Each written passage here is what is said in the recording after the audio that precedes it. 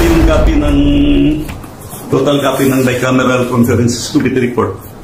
Nandito yung 222 pages. May mga vacant pages. I really don't know kung paano lumabas na may figure na pagdating sa GAA.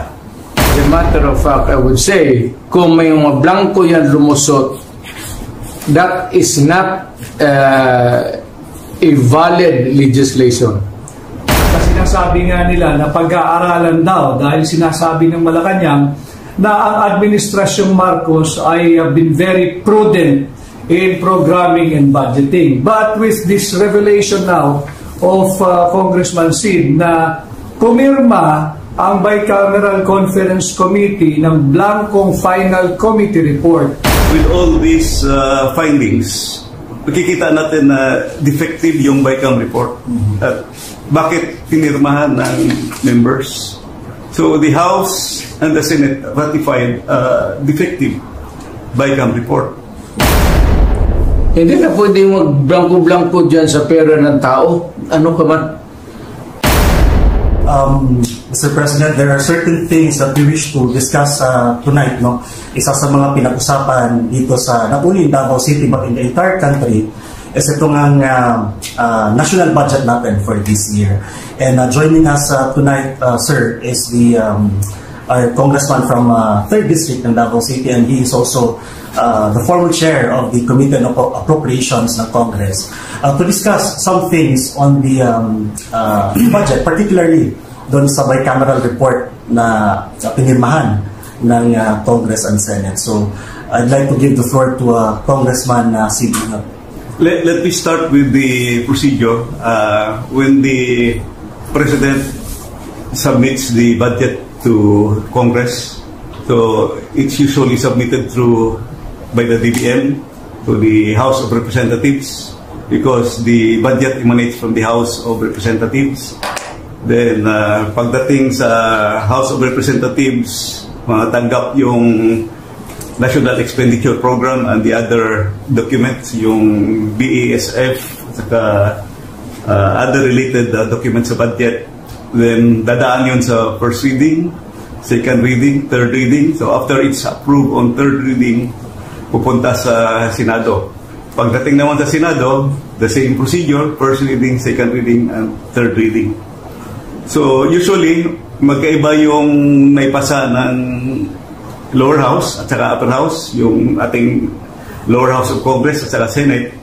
Then whatever is the difference, i-harmonize yan sa pamamagitan ng isang tinatawag natin na Bicameral Conference Committee. Yung Bicameral Conference Committee naman, pagkatapos nila, gagawa yun sila ng Bicameral Conference Committee Report.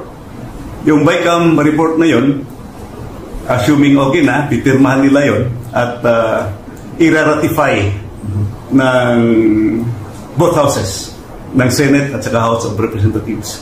After the ratification, so lalabas na yung enrolled bill, pupunta na yun babalik sa Presidente.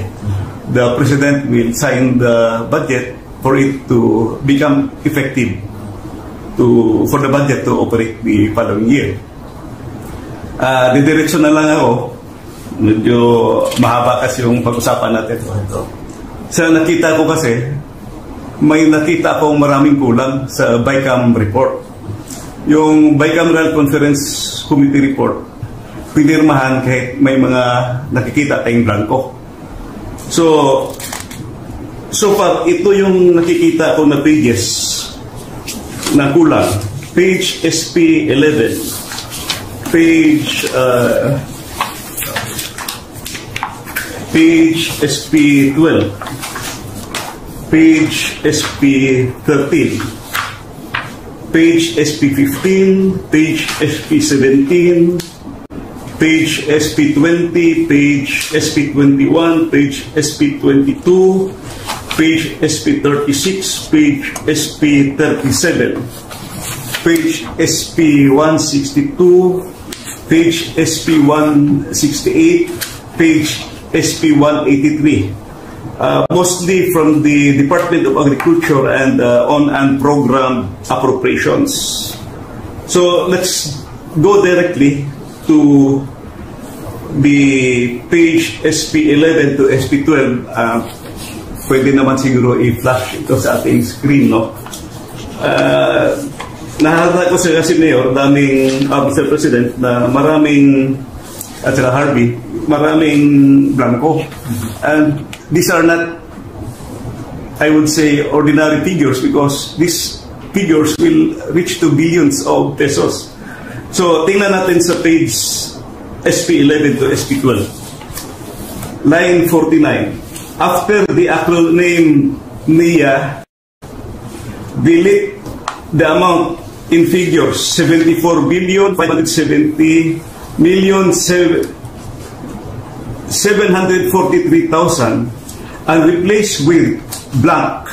Kita naman sa screen.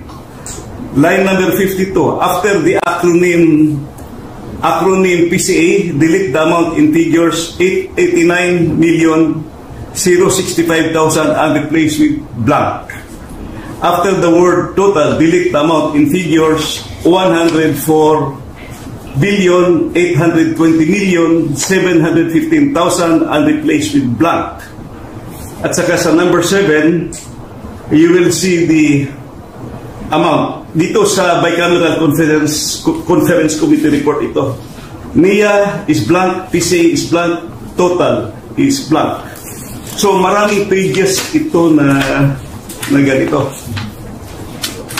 Kung isa-isahin natin, I think 13 pages pa yung nakita ko na blanco at saka pati na yun sa unprogrammed appropriations.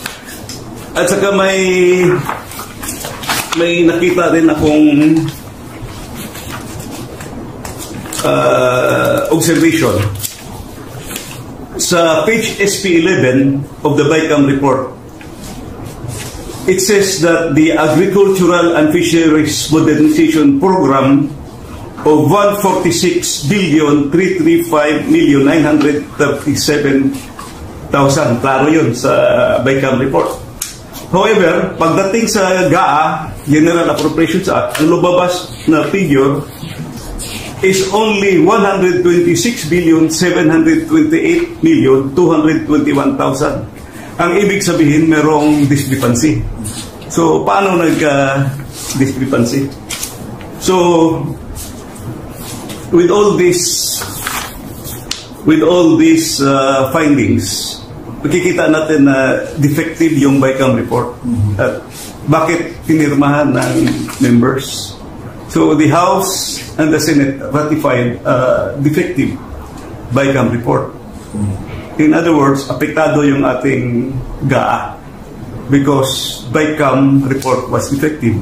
What was ratified by both houses are defective. Ang dami ko lang na blanco that can be shown in the BICAM report at pirmado. So, yun ang aking nakikita na findings. Thank you, Congressman Sig. Just before we get the insights of President Duterte, just to refresh the timeline, this bicameral report was signed and ratified last December 11. Yes, December 11, ang final meeting nila ng Bicameral Conference Committee report at pinirmahan ng members. And on the same day, December 11, the 222 pages Bicameral Conference Committee report was ratified by the Senate and the House.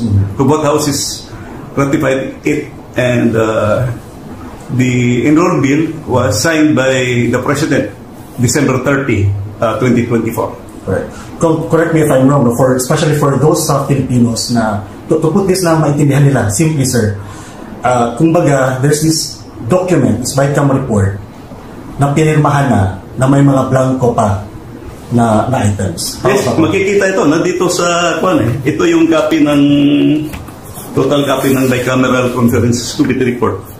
Nandito yung 222 pages. May mga vacant pages. I really don't know kung paano lumabas na may figure na pagdating sa GAA. Okay. Thank you po. Mr. President, sir, what's your comment on this particular issue? It's concerned. Well, it falls short sa exacting standard ng ating batas.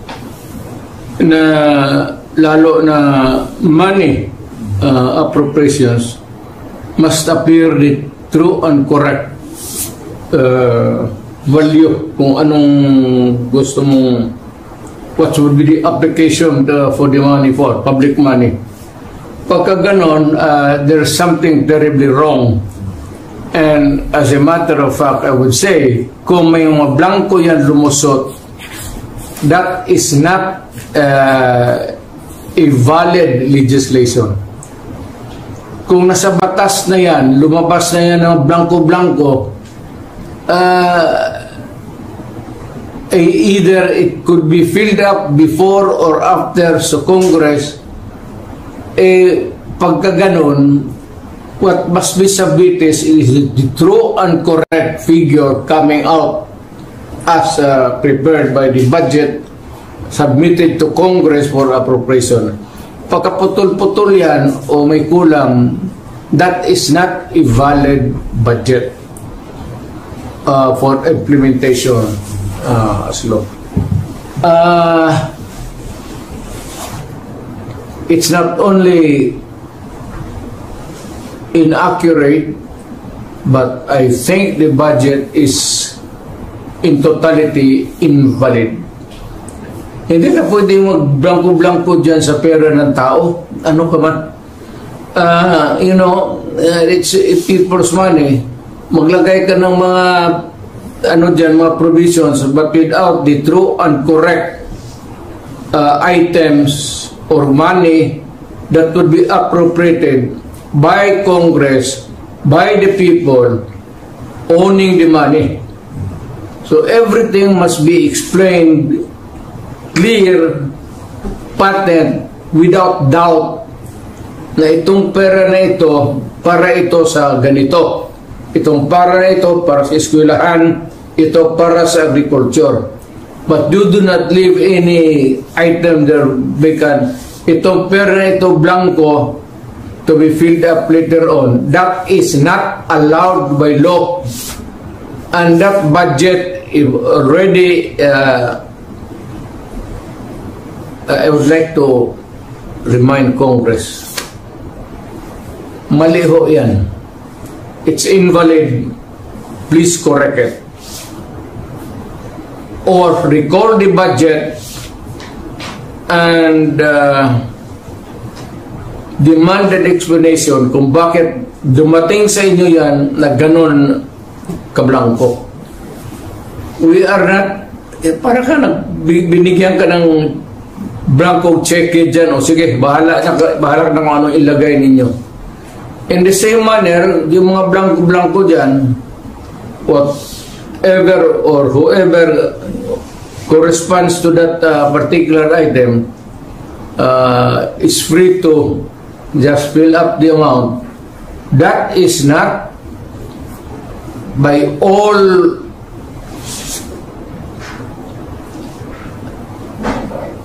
commandments of the law, that cannot be valid, invalid, unenforceable, and kung na-implement na, it must be corrected and the money returned if already spent or corrected.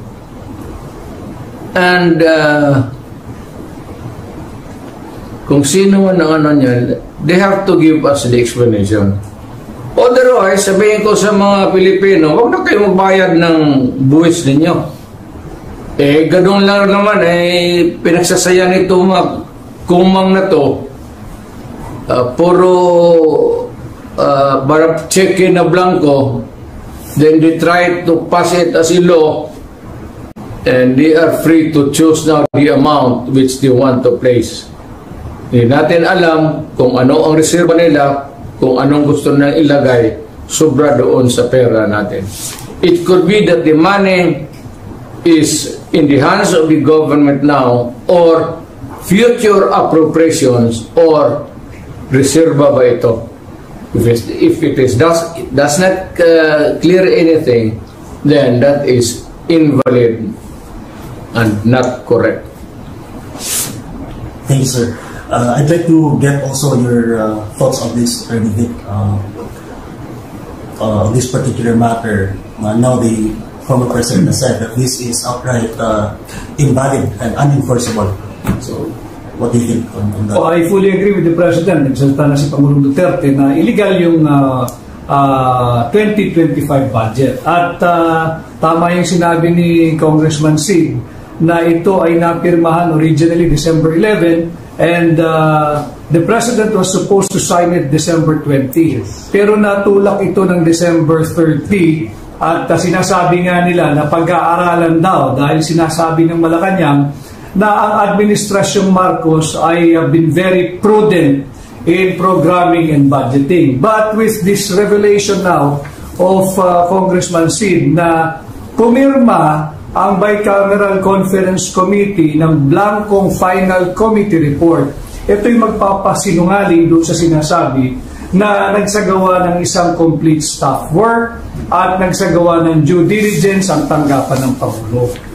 Ang i-challenge ko lang siguro, Kong Sid, baka naman kasi sabihin ng mga miyembro ng BICAM Committee, yung blankong yan, meron kaming agreement dyan na i-fill upan na lang ng kanilang technical working group or secretariat. Pwede po ba yun? Hindi yan pwede because and I think it's in the BICAM report also that we made an omnibus motion to allow the technical staff to make correction in cases of typographical, grammatical, or nasa omnibus motion, printing errors.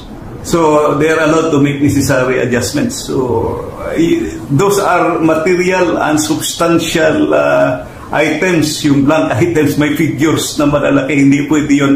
That can never be classified as typographical or grammatical or printing error. Alam mo, yung nakikinig, baka hindi nyo alam yan, yung typographical, grammar or anything that has nothing to do with what the intent of the law or Congress wants.